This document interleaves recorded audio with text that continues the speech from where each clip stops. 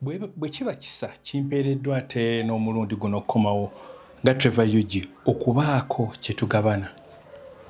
Okugabana kuno kuba kufumiitiriza bye tuteetera kuteekako omukono, bye tuteetegereza, abamu tubirabye, tubiyiseemu, tubimanyi, n'obigabana n'abalala.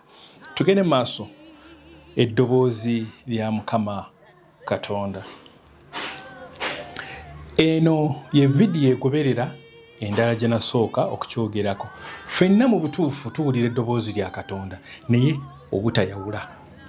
Ebyawandiikibwa bijja tuyambako nnyo mu nsonga eno nti be tugamba abamanyi Katonda n'abatamumanyi, abamugoberera n'abatamugoberera, abatamanyi nti gy'ali, abatakkiriza nti n'okwogerayogera eddoboozi lino lyogera gye bali.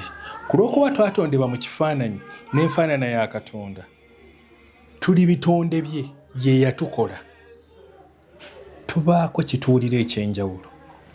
Ebyawandiikibwa bijja tutaasa mu nsonga eno.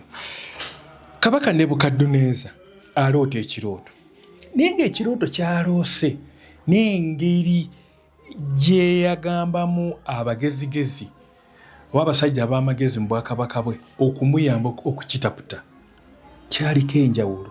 Abasajja bano baalemwa, naye Danyeri n'avaayo n'akinnyonnyola. Ye kyali kirooto n'ate liba ddoboozi, kuba aba ayogera. Kyewuunyisa. Falaawo naye yaloota. Falaawo bw'aloota era naye yayagala okumanya enzivunula y'ekirooto kino kiri kitya. Yosefu n'ayamba mu nsonga eno. Tulina kye tugamba nalabye. Katonda akulabisa, naye katusigale ku kigambo eddoboozi.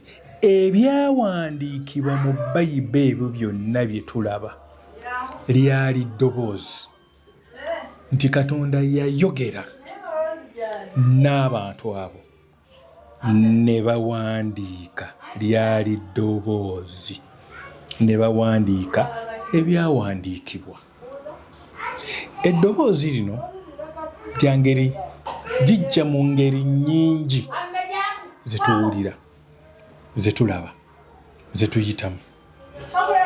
Kati bali b'ensoosa ababiri, kati nga Falaawo ye yali tamanyi Katonda, ye tamukkiririzaamu, ng'akkiriza mu bakatonda abalala, n'ekyo kiraga okwagala kwa Katonda kw'alina. Kati ekyo mu bufunze kye njagadde okwogerako ku ddoboozi lya Katonda. Kama mulungi.